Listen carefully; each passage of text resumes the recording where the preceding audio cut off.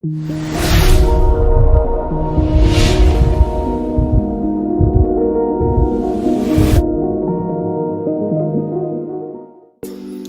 friends, welcome back to Mr. Genius. This is the 13th question set of our DBMS questions and answers series. So here also there are three questions in here.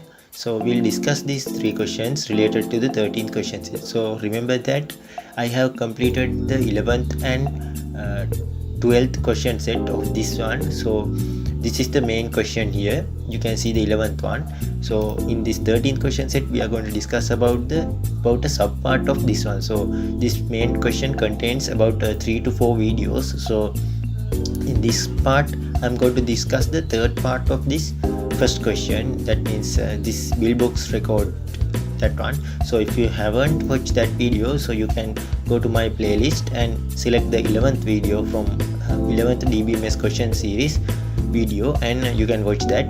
Then you can watch the 12th one, then you will be able to understand the 13th one. So here the store owner says that the details of all products sold in the store need to be stored in the computer software. To do this, create a table called product to store product details. Follow the instructions below to create a table. So we must create another table. So let's go to the workbench tool here. So I have opened it, and when I connect to my database connection, within few minutes I will be able to see my database connection, and here I will select. So now I opened my Next Mobile database. So Next Mobile database, as you can see in this question 11th one, we have created a database called Next Mobile. So in this database we are going to add another 2-3 tables to this database in this video. So here you can open the EER diagram. So can you remember that we created the user table in the first video and the customer and supplier table in the second video, and this third video we are going to create the product table. So the product table consists of 3 columns, and I will create it now by clicking on it and placing a table.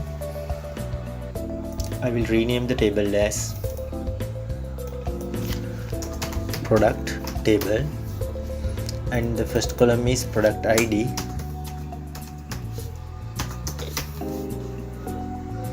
So we'll see back the question. Here you can see product ID, primary key, auto increment, int.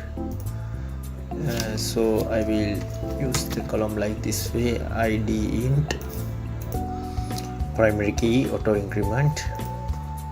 So like this way. Then the next column will be product code. It is VACHA 45.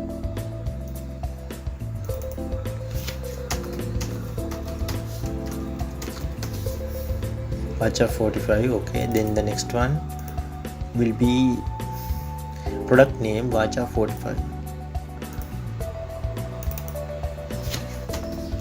Product name VACHA 45. So these are the columns related to the product table.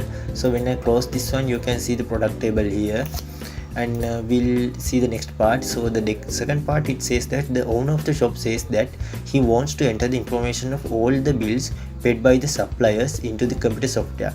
To do this, create a table named GRN. Follow the instructions given when creating. So this is the next table we must create. So we'll quickly move on to that step. I will place a table. I will rename the name as GRN, and the first column will be GRN ID.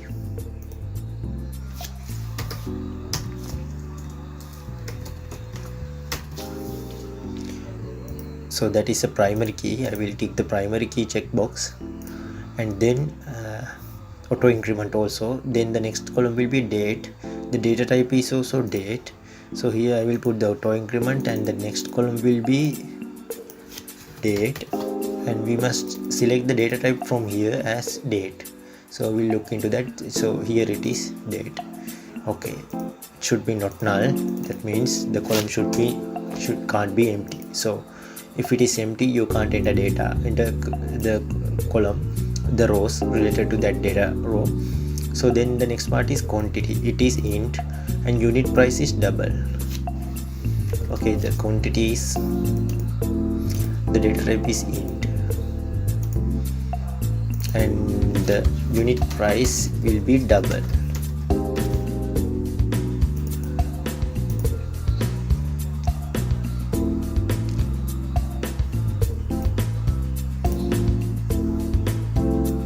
So like that way we put the unit price also, then total amount is also double.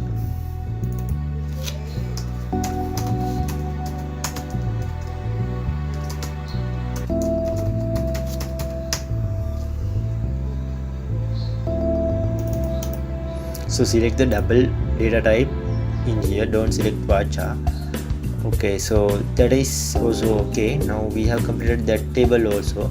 I will close this bar column like this way, and you can see GRN table is also created.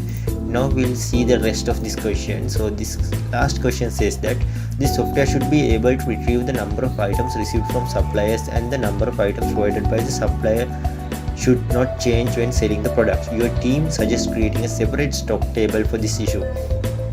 Follow the instructions below to create a stock table. So the stock table is given here, so we'll quickly create that part also. I will place a table here. Stock ID primary key auto increment int.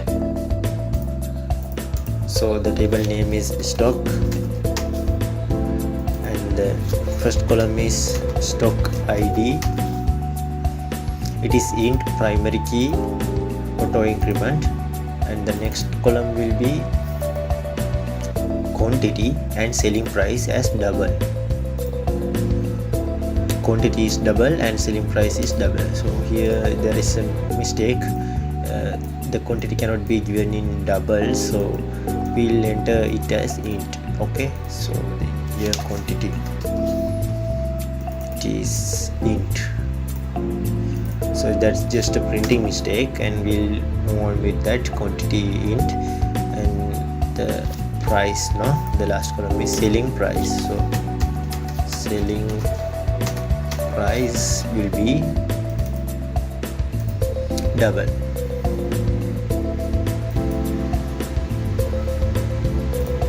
So like that way, when we put this not null, so the table is completed. So you can see today we created 3 tables in this video. So that is the end of this video. So hope you understood how we created these tables, and the specialty of this workbench tool, it is easy to create databases, tables in here. So thank you for watching my video. See you from a new video.